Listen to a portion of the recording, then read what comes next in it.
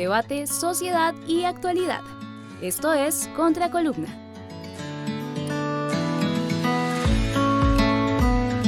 Bienvenidos a nuestra columna, Contracolumna de la Escuela Nacional Constituyente, por aquí, por la revista internacional Contraportada.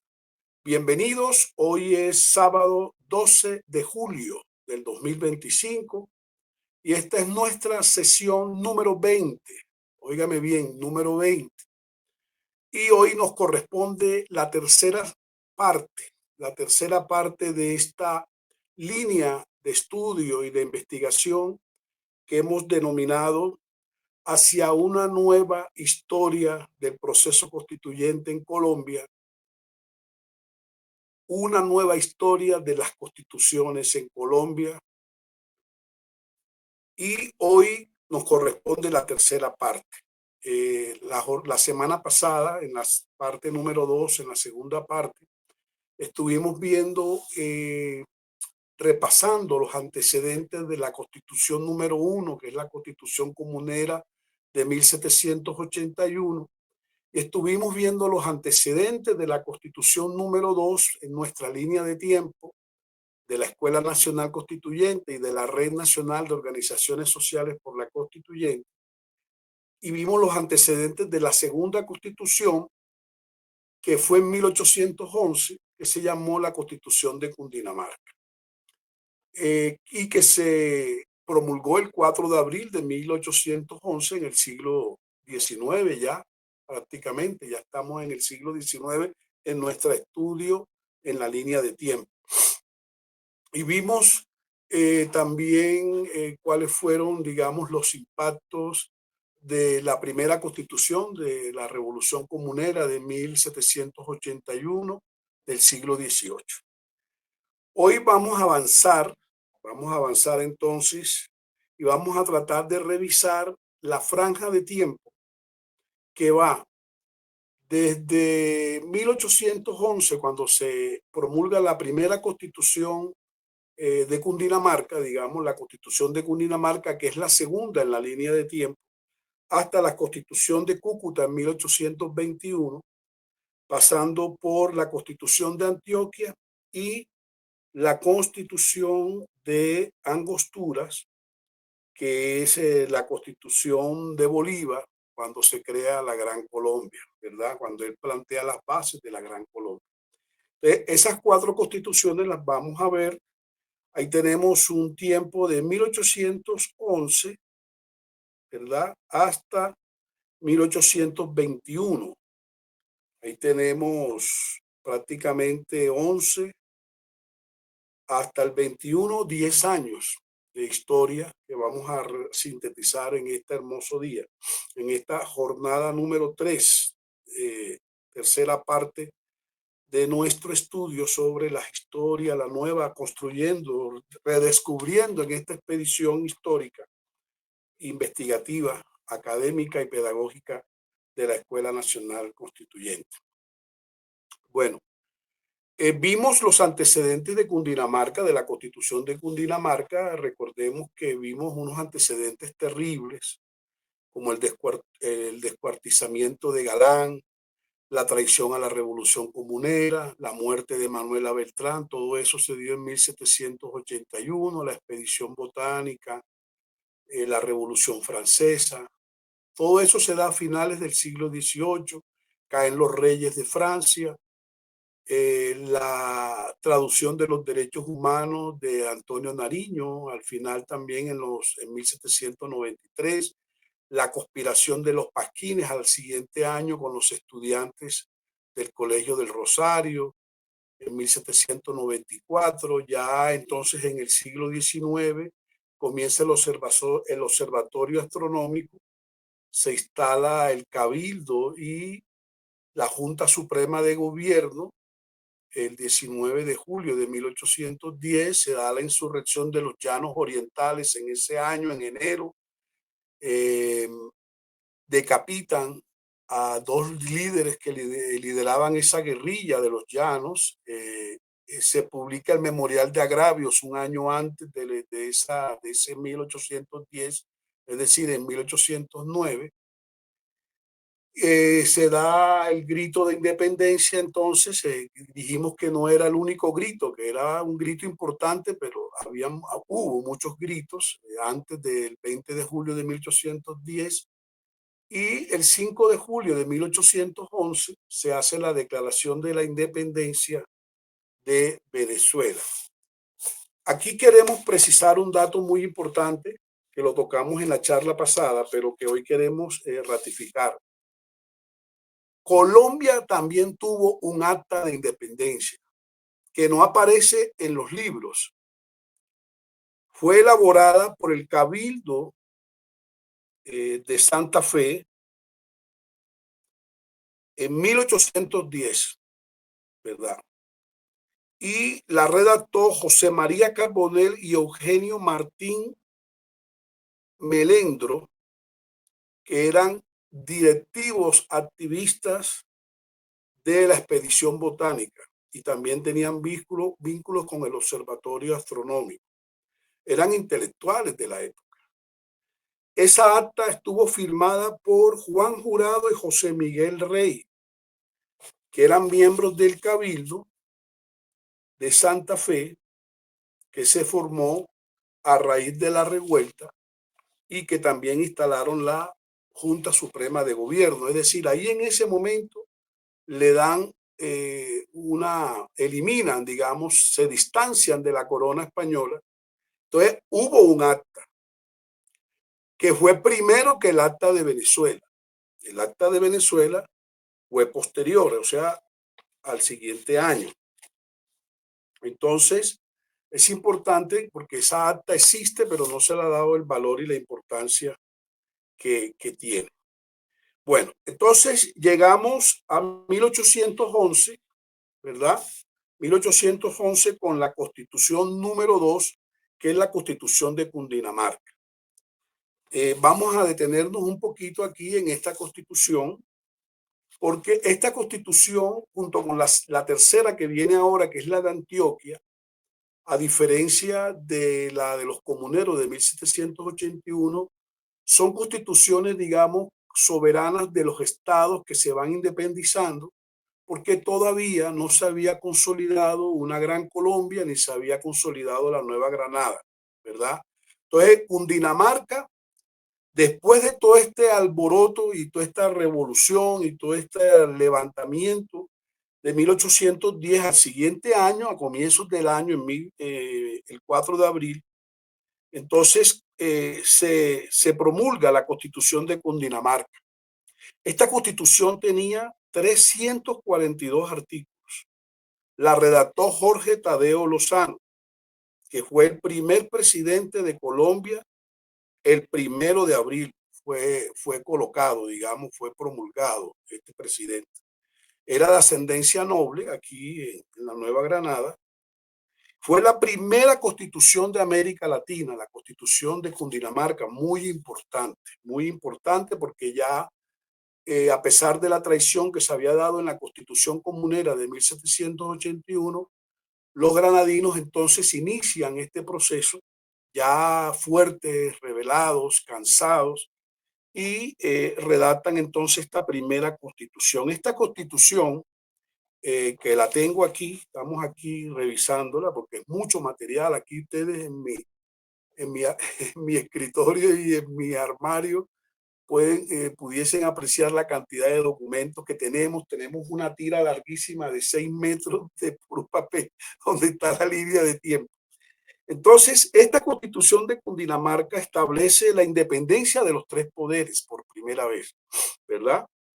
El ejecutivo, el legislativo y el judicial. Establece los derechos ciudadanos que ya venían, digamos, promoviéndose por Antonio Nariño. Acaba con el rol de súbditos del rey, lo elimina esta Constitución. Acaba con los plebeyos como clase social y crea dos colegios muy importantes. Crea el Colegio Constituyente y el Colegio Electoral.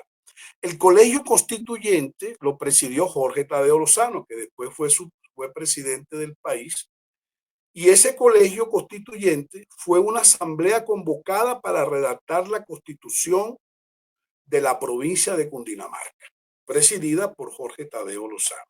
Y el colegio electoral fue creado por la constitución de Cundinamarca, ahí está, en los 342 artículos.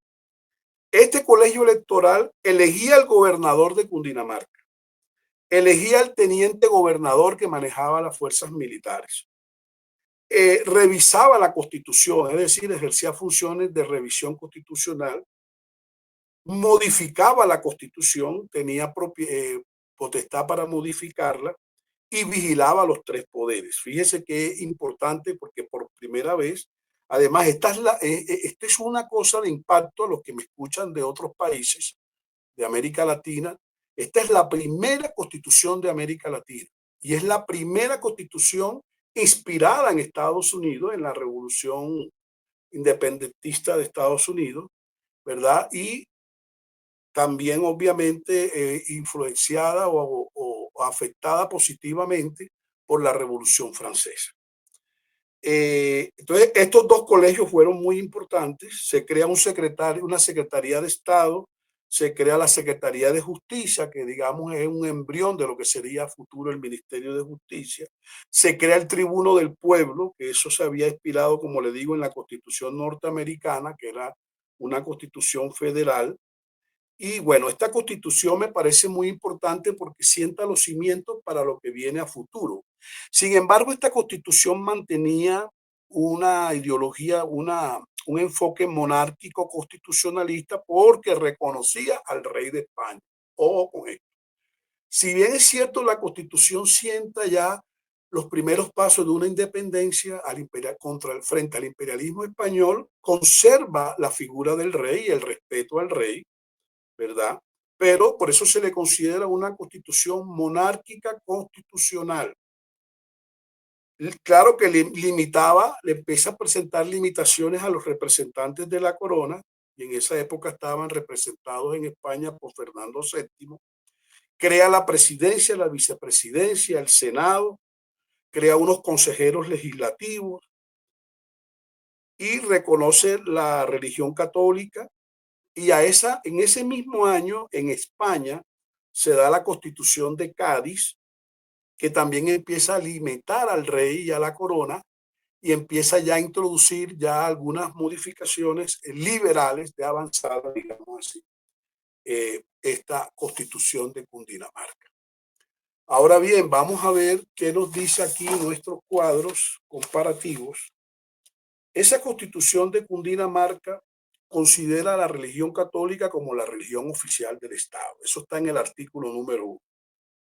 En el artículo número 2 prohíbe otros cultos religiosos, públicos o privados, dice aquí el artículo número 2. Y formaliza la relación con la Iglesia y el Estado en el mismo artículo número 2. Eso, digamos, en materia de relación constitucional y religión. ¿Qué más tenemos por aquí? Con la Constitución de Cundinamarca. Esa constitución pues duró 9 años, hasta la Constitución número 4, que la vamos a ver hoy también, que es la Constitución de Simón Bolívar de Angosturas, que también se le conoce como la Constitución de Venezuela. Esta constitución fue muy importante. Bueno, eso en cuanto a la Constitución de Cundinamarca. Esta Constitución de Cundinamarca, digamos, era federal, ¿verdad? Porque era, digamos, el embrión de lo que entonces se venía para el futuro, la futura república. Y podríamos también considerar que allí comienza la primera república. Eso lo vimos la semana pasada. Jorge Tadeo Lozano después pues se le atribuía que era muy lento y es combatido por Antonio Nariño, que tenía un periódico que se llamaba La Bagatela, y el 19 de septiembre de 1811 el pueblo revoca a Jorge Tadeo Lozano e impone ante el colegio electoral la presidencia de Antonio Nariño.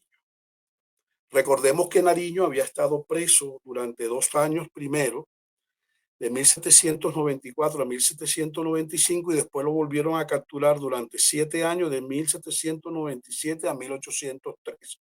Duró preso 9 años aquí, donde yo me encuentro, a la vuelta de la Plaza de Bolívar. Allí había un cuartel de caballería y ahí lo tenían encerrado a este hombre que bueno, fue un héroe realmente de la independencia de Colombia, ¿verdad? Entonces, esa es la Constitución de Cundinamarca, la Constitución de Cundinamarca.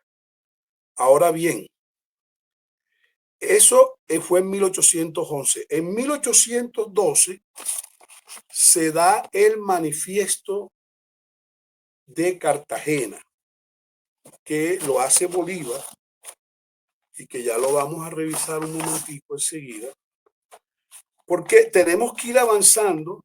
Digamos que las acciones de Bolívar no se pueden aislar del proceso constituyente colombiano, porque Bolívar y Venezuela fueron, pues iban de la mano con nosotros. Entonces se da en 1812, al año siguiente, repasemos rápidamente, 1810, grito de independencia, toda la revolución, todos los antecedentes que precedieron a este movimiento popular que se da en 1810, el ¿cómo era? La decapitación de los llaneros, etcétera, etcétera. 1811, la Constitución de Cundinamarca, Jorge Tadeo Nariño llega a la presidencia y en 1812 se produce el Manifiesto de Cartagena. Vamos a revisarlo un momentico. El Manifiesto de Cartagena, que se da el 15 de diciembre de 1812. Bolívar tenía aproximadamente 29, 30 años, era un joven, pero muy avesado. Este Manifiesto de Cartagena de Simón Bolívar, recordemos que Simón Bolívar era coronel del ejército de Puerto Cabello, Venezuela. Y este manifiesto estuvo firmado por Bolívar como teniente coronel del ejército y el ministro de Caracas de ese entonces, que era Manuel Tejera. Ellos dos firman este manifiesto. Y es clave en la historia de la independencia de América Latina. Ojo con este suceso, este hito, porque habla sobre los fracasos de la Primera República de Venezuela y expone la estrategia para la reconquista. Y estaba dirigida a la ciudad de la Nueva Granada, porque Bolívar buscaba el apoyo. Recordemos que la Nueva Granada la conformaba Colombia, Panamá y un poquito Ecuador, que estaba allí, que entraba y que no entraba. Entonces surge tras la caída de la Primera República Venezolana y Bolívar, en su angustia, elabora este manifiesto. Habla sobre el fracaso, dice que hay falta de unidad, que el gobierno central es muy débil y que la Iglesia Católica se interpone como un factor para la derrota de la independencia, y plantea una estrategia para la reconquista, para sacar el imperio español, y plantea 3 elementos en ese manifiesto. Unir fuerzas entre Venezuela y la Nueva Granada, que incluía Colombia, Panamá y Ecuador. La importancia de la acción militar, porque él era un coronel y él era un militar aguerrido, ¿no? Estaba convencido de eso. Ahorita vamos a ver otro suceso que él protagoniza. Y un gobierno central fuerte. Esa es la estrategia, digamos, político-militar independentista que se manifiesta en el Manifiesto de Bolívar en Cartagena. Y hace un llamado urgente a la unidad de los pueblos americanos, teniendo como objetivo común la independencia, y invita a superar las divisiones. Se lo dirige al Congreso de las Provincias Unidas de la Nueva Granada. Recordemos que allí estaban ya varias provincias. Entonces ya ahí tenemos esa carta, ese manifiesto, digamos, de Bolívar como un hito fundamental después de la Constitución de Cundinamarca. Ya estamos avanzando. Ese mismo año se da la Constitución de Antioquia, que también los antioqueños que tienen una ascendencia judía muy importante. Son judíos que vienen emigrando, según las investigaciones, vienen emigrando de los puertos que van entrando por el Caribe colombiano, por Puerto Colombia, por Barranquilla, quizás también por el Pacífico, Cartagena, Santa Marta y ellos, y la Inquisición los empieza a perseguir y en su momento, siglo XVII, XVI, XVII y XVIII, se consolida la provincia de Antioquia. Y ellos, cuando ven que Cundinamarca elabora su constitución soberana federal, también convocan entonces su constitución el 3 de mayo de 1812, paralelo a la promulgación del Manifiesto de Cartagena de Simón Bolívar. Entonces, estamos viendo las luchas venezolanas, los hitos de Bolívar y los hitos de Colombia, o en ese momento que era la Nueva Granada. Entonces, el 3 de mayo de 1812 se elabora la Constitución de Antioquia, ese era el siglo XIX ya, y se proclama el 21 de marzo. Se establece un Estado soberano y federado, pero fíjese que Antioquia, ya la Constitución de Antioquia no era únicamente federada para Antioquia, sino que sienta las bases porque es una Constitución federal de las Provincias Unidas de la Nueva Granada. Es decir, Antioquia se irradia hacia las demás provincias a través de esta Constitución. Ella se inicia un año antes, en el 1811, más exactamente el 29 de diciembre, se convoca una Asamblea Nacional Constituyente en Antioquia y se culmina con la firma de la Constitución en Río Negro, ¿verdad? Ya habían hecho en junio una provisional, una Constitución provisional, y más adelante ellos hacen otra en 1815. Bueno, ellos hicieron como 3 constituciones en Antioquia, fueron modificando, pero lo importante de la Constitución de Antioquia es que se irradia, no se queda únicamente en el tema de su estado federal, sino que irradia hacia las provincias de la Nueva Granada, Boyacá, Cauca, Magdalena, Bolívar, Panamá, Quito, que estaba con Pasto, Nariño, ahí pegados, ¿verdad? Esta Constitución de Antioquia de 1812 ratifica, lo mismo que la de Cundinamarca, a la Iglesia Católica como religión oficial del Estado y la ratifica como la única religión permitida. No permitían otras religiones y otorga privilegios muy especiales a la Iglesia Católica en esta Constitución.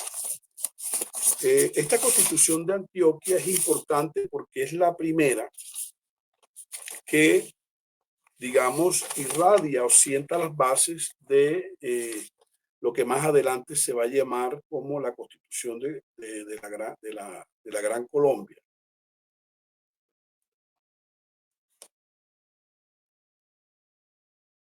Bueno, esta tenía un corte un poquito liberal, también duró 8 años, la de Cundinamarca duró 9, ¿verdad? Y bueno, ahí vamos viendo entonces la importancia de este proceso, cómo va evolucionando. Constitución comunera, Constitución de Cundinamarca, Constitución de Antioquia, vemos las acciones de Bolívar, la articulación con Venezuela. Vimos que Colombia también tuvo un acta de independencia que se hizo en 1810. Y ahí, bueno, vamos viendo. Pero ya al año siguiente, es decir, en 1813, se da un fenómeno bien interesante, que ya lo vamos a ver inmediatamente. Y es el decreto de guerra a muerte de Simón Bolívar, que lo emite en Trujillo, Venezuela, una región, un departamento, una provincia muy hermosa además. Entonces, el año siguiente, en 1813, se emite el decreto de guerra a muerte de Bolívar. Fue una proclama. Se hizo el 15 de junio exactamente de 1813 y se hizo en el marco de la campaña admirable que era una ofensiva militar para liberar el occidente de Venezuela, que tenía unos españoles de las Islas Canarias y tenía ahí el Imperio Español molestando todavía. Y este decreto de guerra, Bolívar se inspira en la Revolución Haitiana, que también había declarado la guerra a los franceses. Y esta decreto de guerra muerte, aumenta la violencia, se polariza la población, porque los que estaban con la independencia y los que no estaban con la independencia, sino que eran borregos de España. Y todo el que estuviera con España le daban balín, como decimos popularmente, o les mochaban la cabeza o lo decapitaban, lo que sea, pero Bolívar dijo, voy a radicalizar la guerra. La radicalizó imitando, inspirándose en Haití, y dice, bueno, aquí o al pan pan o al vino vino, o están con nosotros o van para la muerte. Declaración de guerra a muerte de Bolívar, 1813. Muy importante este dato, porque entonces ya al siguiente, más adelante, en 1815, vamos a ver entonces que se da también un fenómeno muy importante. Pero bueno, estábamos en 1813, que es la declaración de guerra, ¿verdad? En 1815, en 1813 es la guerra.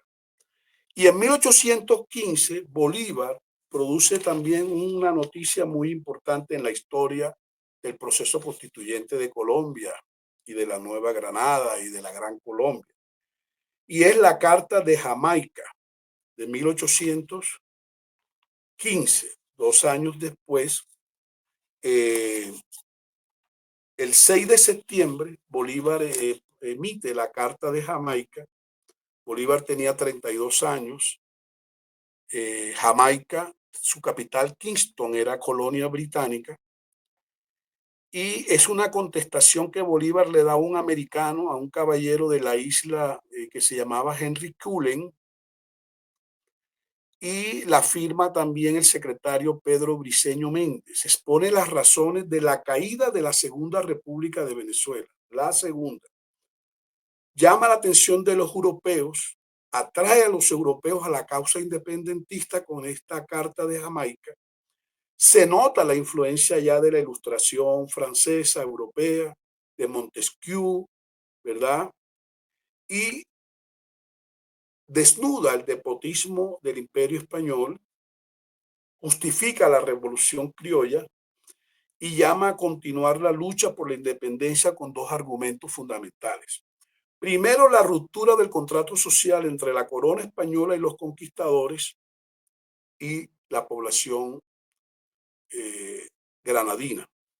Él plantea entonces, coge el concepto francés del contrato social, de Montesquieu, de Rousseau y de todos estos personajes, y declara en esta Carta de Jamaica que hay una ruptura del contrato social.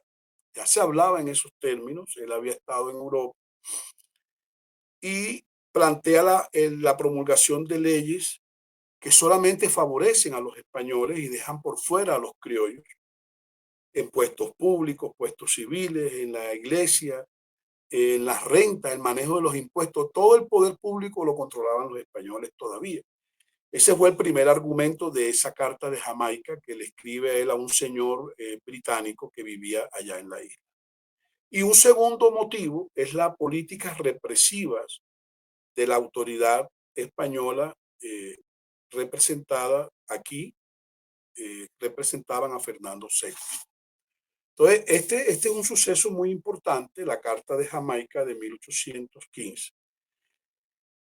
Cuando se está dando todo este levantamiento, esta sublevación, entonces llega la mala hora. Llega la mala hora, entonces los españoles envían a Pablo Morillo con 15,000 hombres armados en 1816 y acaban con todo. Aquí eran 15,000 hombres bien armados, ¿verdad? Llegan por Cartagena, se meten por varias partes, Allí se da la lucha de la ciudad heroica, ¿verdad?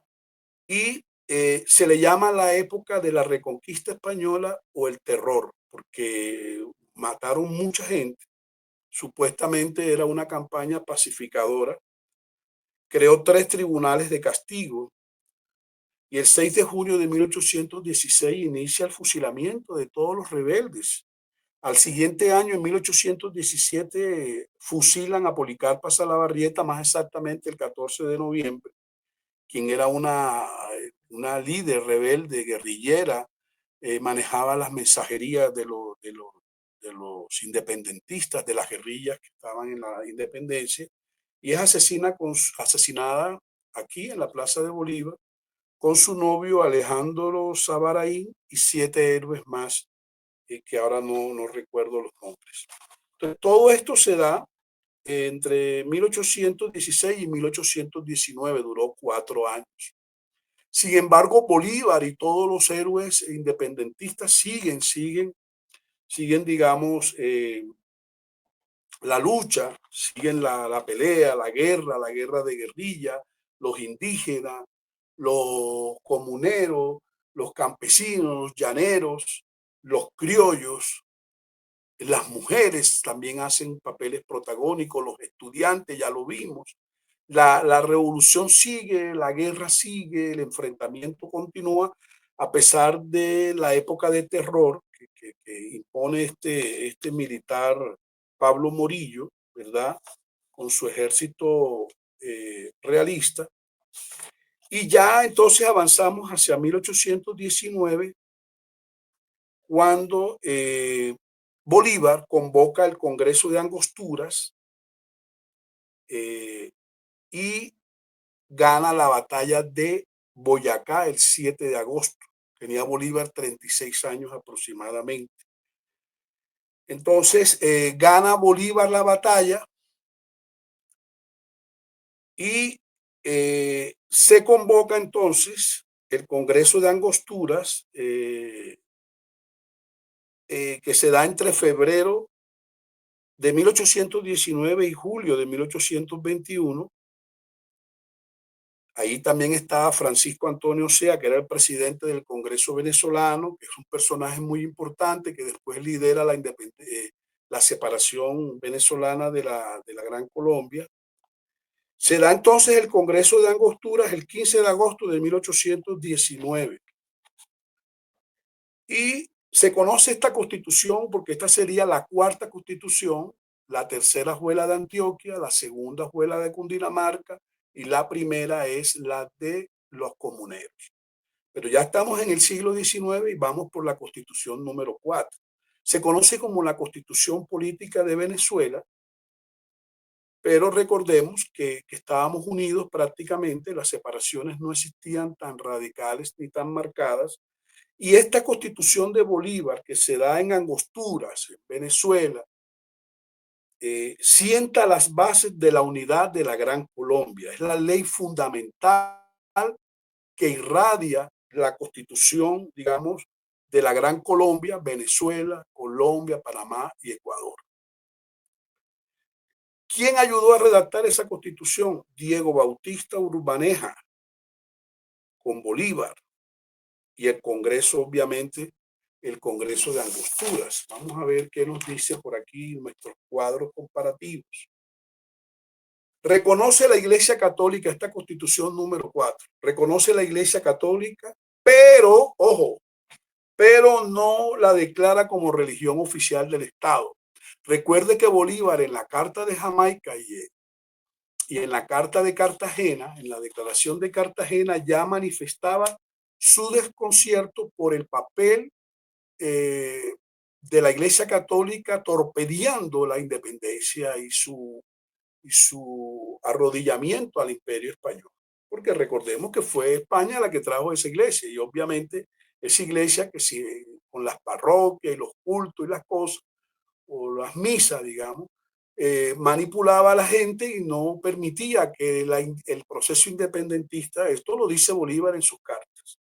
Entonces, esta constitución número 4 de 1819, por primera vez le declara declara que la Iglesia Católica no es la religión oficial del Estado. ¿Quién lo había hecho? Usted recuerda, si usted sigue conmigo todos estos estudios que venimos haciendo, ya lo había hecho la Constitución Comunera de 1781. Le había dicho la Iglesia a los españoles en esa Constitución de 35 artículos, no puede seguir la Iglesia ni el clero teniendo estos privilegios. Pero la de Cundinamarca y la de Antioquia, pues la fortalecen y nueva. Entonces llega esta cuarta de Angosturas y le dice, no señor, reconocemos y respetamos a la Iglesia Católica, pero no es la religión oficial del Estado colombiano, del Estado. Sin embargo, la Constitución dice que protegerá a esa religión y la respetará porque dice, fundamental para el orden social de la nación. Pero esta Constitución de Angostura, de Venezuela, de la Gran Colombia, porque tiene esos tres nombres, se le conoce con cualquiera de esos tres nombres, garantiza la independencia de la Iglesia Católica del Estado. Y coge a la Iglesia Católica y la pone bajo el control del Estado. Y es el Estado el que nombra las autoridades eclesiales y no España, ni la corona. Y sin embargo, esta Constitución entonces ya abre el camino de lo que conocemos posteriormente hasta nuestros días como la tolerancia religiosa. Fíjate, ya ella entonces, mira la importancia de esta Constitución, Constitución de Angosturas, de la Gran Colombia. Esta Constitución duró 1 año y 8 meses, porque ahorita vamos a ver que más adelante, en 1821, y con eso terminamos hoy, ya entonces viene Nariño y Santander en Cúcuta y fortalecen esta primera base. Era una constitución centralista, presidencialista y bolivariana, sin duda, ¿no? Pero sienta las bases para la Gran Colombia. Entonces es muy importante que valoremos en este proceso histórico el papel de esta constitución bolivariana de Angostura, que sienta las bases, se conoce como la constitución también de la Gran Colombia. Entonces, aquí logramos ya entonces, digamos, entonces aquí comienza, digamos, una segunda república, que lo vimos la semana pasada, porque el señor Murillo, con su época del terror durante 4 años, logra acabar con la Primera República y aquí con esta constitución de Angostura comienza, digamos, entonces una segunda república para Venezuela y para Colombia, lo que sería después Venezuela y Colombia. Entonces ya, digamos, 1819, 1820 y 1821, a los 2 años, no exactamente 2 años, 1 año y 8 meses exactamente.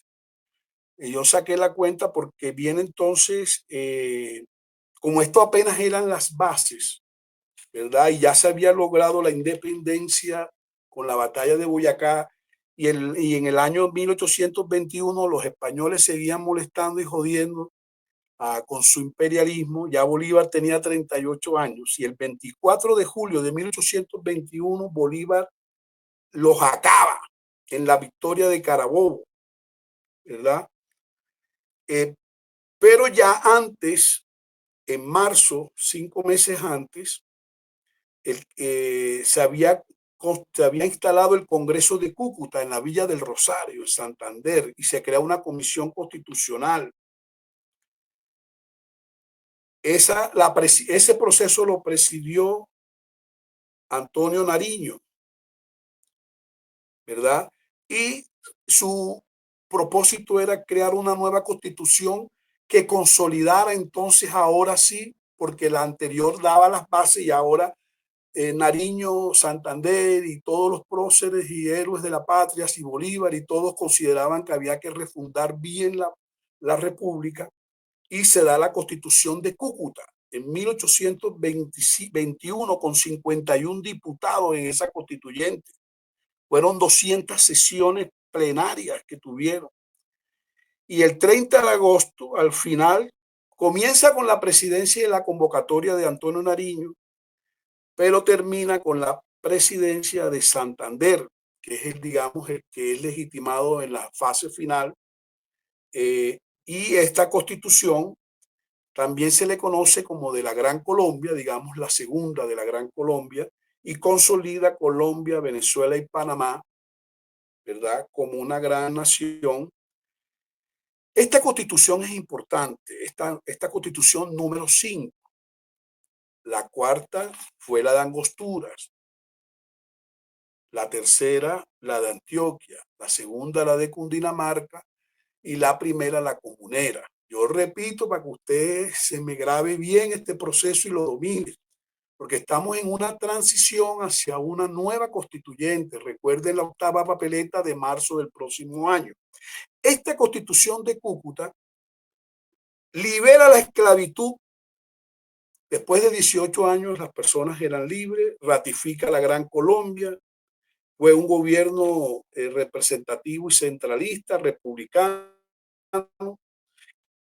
crea un fondo de esclavos para subsistir y poder subsanar, ayudar a los esclavos que quedaban libres y sin trabajo. Acaba con la Inquisición católica, que bueno, fíjate tú, este punto es clave.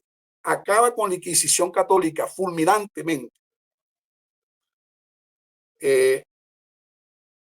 Hace reformas con respecto a los obispos, a los arzobispos y a los bienes de la iglesia.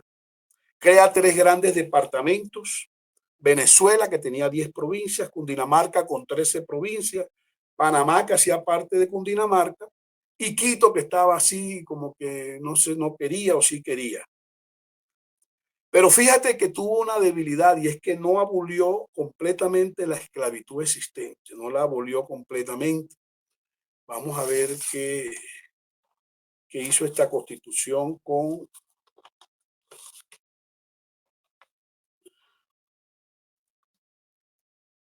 la Iglesia Católica. La reconoce como iglesia oficial de la Gran Colombia. Fíjate, después que ya Bolívar la había quitado, Santander y Nariño y el Congreso de Cúcuta, en 1821 vuelve e instala a la Iglesia Católica como la iglesia oficial de la Gran Colombia, pero sin embargo reconoce la libertad de culto un poquito restringida.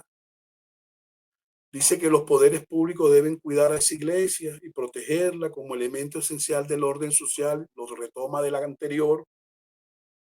Hace unas reformas a la educación que afectan los intereses económicos de la Iglesia Católica. Esto es muy importante. Y nuevamente finiquita la Inquisición y los tribunales eclesiales que asesinaban tanta gente, supuestamente porque eran herejes. Supuestamente porque eran herejes. Ya en la charla pasada vimos qué es lo que pasa con este tribunal.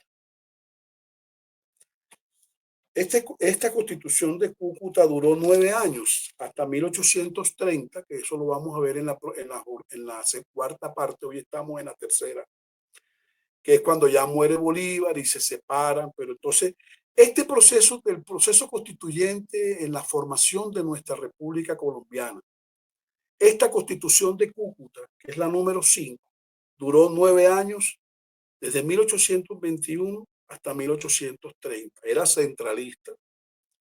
Y inició también la abolición de la esclavitud.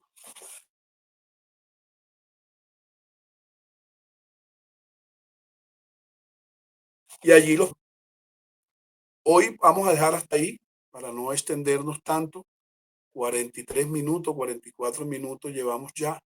Entonces, hoy hemos visto este proceso, hemos avanzado maravillosamente, de manera sucinta, para que usted vaya comprendiendo la construcción de una nueva historia del proceso constituyente en Colombia. Entonces, llevamos vista ya